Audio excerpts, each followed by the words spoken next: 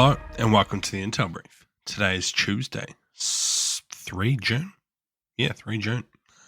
I'm your host Daniel, and today we're going to be talking about Ukraine and Russia have agreed for a prisoner of war swap. A suspect has been charged in the Colorado attack that wounded 8 people. And the Mongolian Prime Minister has resigned after a vote of no confidence. So firstly, during negotiations in Istanbul, Ukraine and Russia agreed to exchange all prisoners of war who were severely wounded, as well as prisoners under the age of 25. They also agreed to exchange the remains of soldiers who had been killed. Vladimir Minskin, the lead Russian negotiator, confirmed the agreement on the prisoner of war exchange, adding that Russia is planning to swap at least 1,000 soldiers.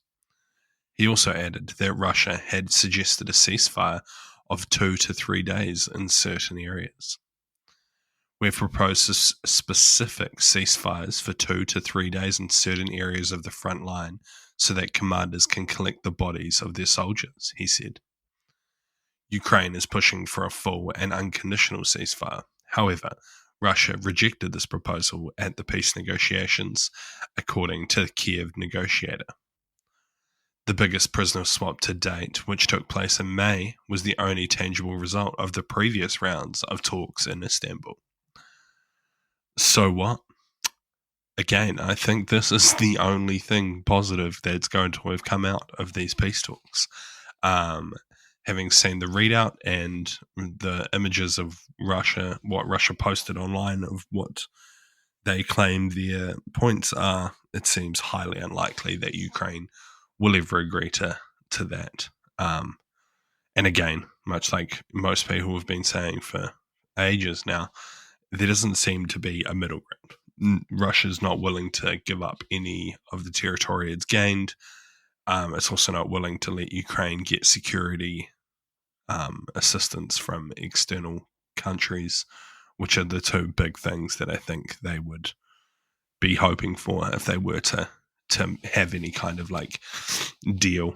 And Russia wants the territory that it somewhat controls, which Ukraine doesn't want to give up. So we're at an impasse, and they don't even seem to be negotiating. They're both just putting their points across, which, as I've been saying, and lots of other people have been saying, is Russia's whole strategy. They're just there to appease Trump. They're not there to actually negotiate. So the prisoner exchanges are positive, but that is about it. And next, several people were injured in an attack in an outdoor mall in Boulder, Colorado, police said on Sunday. The attack occurred on the popular Pearl Street pedestrian mall, known for attracting tourists and college students, where a rally in support of Israeli hostages was taking place. The suspect was identified as a 45-year-old who shouted "Free Palestine" as he used makeshift incendiary devices in the attack. On Monday, he was charged with federal hate crimes for the attack, and he faces other charges, including assault and the use of homemade explosives. The U.S. Department of Homeland Security said on Monday that the man had entered the U.S. on a tourist visa in 2022 and that he was in the country illegally. The FBI also said that he had plotted the attack for around a year. So what? Pretty shocking attack. These people were just holding a peaceful protest. This is the Western world. You have to be allowed to protest, hold peaceful vigils. That's part of our society. So this is a pretty shitty move by this dude, and also is just going to continue to fuel anti-immigration sentiment, especially towards illegal immigrants. It just seems like a dick move. Just a bit shit, really. Hopefully the people survive. I think they were all elderly from what I read. So that's not ideal, but hopefully they can make a recovery and they didn't have too bad inhalation burns, as they would be rough to deal with. And lastly, the Mongolian Prime Minister, whose name I cannot pronounce, resigned on Tuesday after failing to secure enough support in a confidence vote, the parliament said. It comes after weeks of protests against allegations of corruption. He received just 44 of the 126 parliamentary seat votes, which was well below the 64 he needed to stay in office. Following this, he said it was an honour to serve his country and during such difficult times, including the pandemic, wars, and tariffs. He'll continue in the role for the next 30 days until a successor can be appointed. Prior to the vote, he was warned that the confidence vote could cause instability and posed a threat to democracy in the country. The Prime Minister's resignation follows days of youth-led protests in the capital, Ulaanbaatar, calling for his ousting over inequality, corruption, and rising living costs, with citizens demanding reform and accountability. Reports of lavish spending by his son, fueled the protests.